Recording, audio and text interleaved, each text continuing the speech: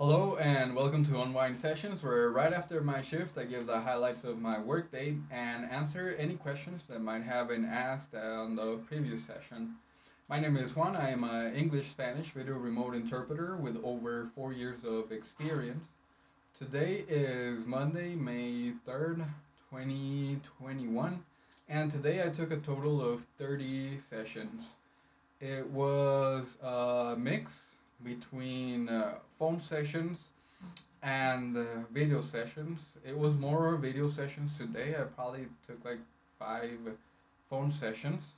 And almost like at the end of my shift, probably like an hour before the end of my shift, I started to get very, very sleepy. I couldn't sleep well last night, so I had times where even though I was alert and everything, I don't know what happened, but like I was forgetting what I was writing down on paper. It was on the LCD board. I'm sorry.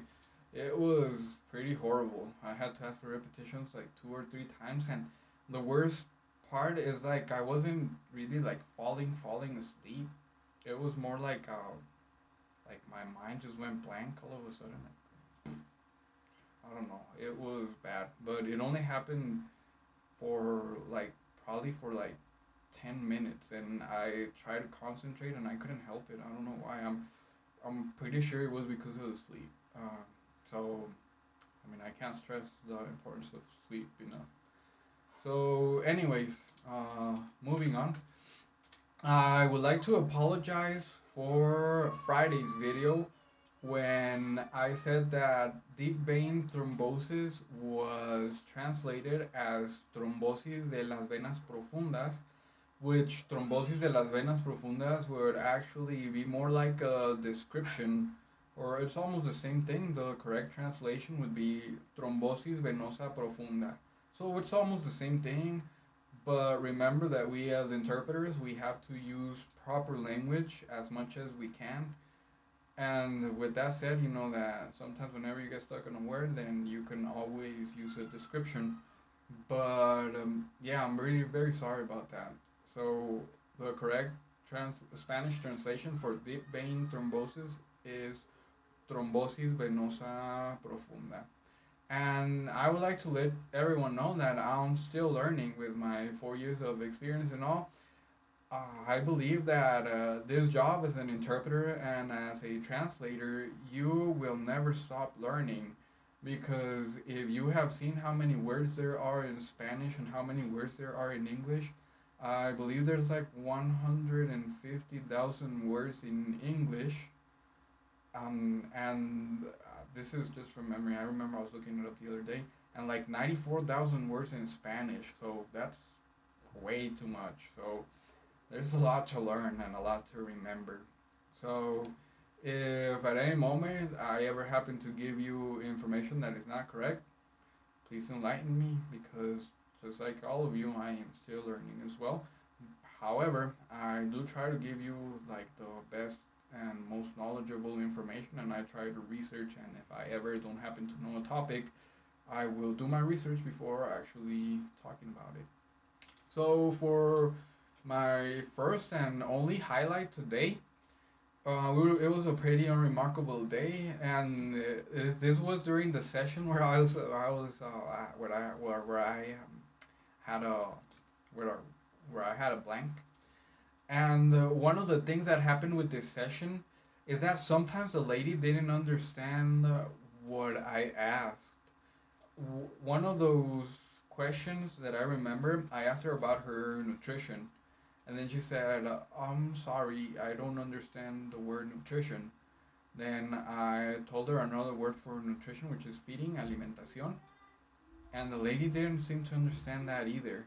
So, um, the first few times that that happened, I would actually change my choice of words, and I wouldn't ask the interpreter. The lady would just be like, "Oh, I'm sorry, I didn't understand this word," and then I would use another word, and then afterwards I didn't let the provider know. I just let the session flow. But when the nutrition thing happened, I was forced to let the provider know, because what happened was that the lady, I said nutrition, then she didn't understand. Then I said feeding, and then she didn't understand. So at this point, I mean, there was too much back and forth going on, right, between me and the patient. So I felt obligated to let the provider know. I let her know. I told her, I'm sorry, ma'am. As you were able to hear, there were some times where me and the lady were speaking to each other. That's because she didn't understand a certain word, and I would try again and I would change the word. This time I've already tried it twice, and the lady doesn't understand. And then the provider, she asked, so what do we have for breakfast, lunch, and dinner? And I went ahead and asked her that, and everything went well. But this is the first time this had ever happened. Sometimes the people just don't understand one word in the whole session, but this time it happened like about 5 times. So I was very careful in using my words, and I honestly didn't know what words to use. But of course, the lady always told me in case she didn't understand, she would let me know. So at the end, everything went pretty well, and of course, I didn't fall asleep on that session, which was the best. And I mean, it was pretty weird. I don't know why that happened, and I'm fine now. Like after that little segment of sleep happened, I mean, I'm good, and I don't even feel sleepy anymore. So who knows what happened there? So that was a highlight of my day. So I want to leave you today with something that is going to happen to you. I guarantee you that this is going to happen to you in your profession as an interpreter. And what that thing is that there is going to come a time whenever you have a word in the tip of your tongue and you know that you can't remember it on the spot, but you know that if you had just a little bit of time to actually uh, sh- um, shift through your mind to actually get the word out, you know you are going to come up with that word. Or sometimes you get stuck on a word, but you know the word, you just need to the translation. Um, what I do at those times is that whenever I have the word at the tip of my tongue and I know that I am going to remember it as soon as I have to give my interpretation, then what I do is that I start to give my interpretation like really slow, like this, just slow, so that I have time to actually go ahead and shift through my mind so that I can actually get the word out. And I do happen to think of the word, but that's only if the word is on the tip of my tongue and I know for sure that I'm going to remember it once I give my rendition. So I just talk very like um what's her name, Dory, when she was talking the whale speech. That's what I feel like, but no, of course it's not that slow. But I just go ahead and slow down the time of my conversation and I enunciate words perfectly so that I can have enough time to actually come up with the word. And I use that same strategy whenever like I know the word but I just can't think of the interpretation or the translation, and I know I'm not going to remember it. Then I use that time, like I start talking slow and I actually type that word in my translator so that it can give me the correct word. And then once I have that word, then I just go ahead and give my rendition the same. Or once I've already come up with that word, I just stop talking slow and just give a regular, like my speed of my voice. And that has really worked out for me. I don't know what strategies other people use, but I'm going to tell you a story right now, and I'm going to call out my sister because this happened to her, and I was actually there to see it. So don't do what my sister did.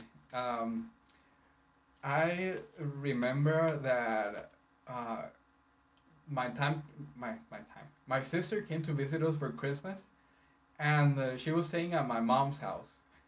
And since we live in a small town, like there's only good internet like downtown and on the street, on the street that goes on the highway, I should say, or the street that connects to the highway, like at both exits of the town. So only that whole street and downtown has good internet. The whole um, the whole town has pretty slow internet or satellite internet that I've used, and then it would actually cut off my call, so I didn't really like it. So my sister was staying with my mom, and I was on vacation, and she had to work. She was working part time at that time, and she asked me for my office because I had good internet there. And she said that if I could use her office just so she could get her job done. And of course, I mean, I wasn't working. I didn't need my office. I accepted. But I mean, even if I had been working, I could have just set her up in a room or something, in a quiet place. But anyways, the point is that I since I was on vacation, I didn't have a heater in my office because I didn't need it. I didn't set it up because I was on vacation. I was going to set it up right after I came back on vacation, but my sister needed it right there and then. And she came up, and then when she went into my office, she set up and she was going to work. And then she sent me a message. She said, "Juan, it's really cold in here." And then, like, of course, I remembered I had that big old light bulb moment, and I said, "Oh man, I forgot to install a heater for my sister." So I go to my office and I take the heater, and I am hooking up the heater in my office and everything. And my sister had a call, so she was interpreting away. And at some point during her call, it came a moment where she couldn't think up of a word. But instead of doing what I do, saying it slowly or doing anything else, she went ahead and she said she she was giving her interpretation in Spanish, and right when she forgot the word, she actually went ahead and said, "Válgame." Like "Válgame" could be loosely interpreted as like "oh my," like she was giving her interpretation, and all of a sudden she couldn't think of the word, and she was like, "oh my." Like she couldn't even think, like she was so surprised that she couldn't think of the translation of the word. And as soon as she said "Válgame," like I just couldn't hold myself. Honestly, I was right there trying to put on the heater, and of course, you're not supposed to have anybody else interpreting with you at the same time because of HIPAA. So what I actually did, I actually held in my laughter, and I just darted out the door. And once I was out of the office, I just started laughing, man. I just couldn't believe that my sister actually said that. But on my way out, I actually heard her say the interpretation that she was supposed to give. So she actually saved herself. But man, that was hilarious. Just like imagine interpreting say like you're interpreting, and then all of a sudden you don't remember a word, and all that comes out of your mouth is like, "Oh my." I mean, you can just imagine. And so yeah, that is a pretty funny story I have about that. So remember, don't use "oh my" or anything like that. It's always best, and it has worked for me to actually go ahead and just speak slower until you actually remember that word. So don't be like my sister and don't say "válgame." So that is pretty much all I have for you guys today. So please leave your questions in the comments, and I will answer some of them on the next session. I will be here every Monday through Friday after work. And if I happen to not work, I am going to let you know so you don't expect a session. For example, I will not be working next Wednesday and until Tuesday. So I will not be working Wednesday, Thursday, Friday, or Monday. And I will be back next Tuesday. Not tomorrow, but the next Thursday. All right, so thank you so much for watching. Please like and subscribe if you liked the video and have not done so for more content. And don't forget to share. Happy interpreting. Goodbye.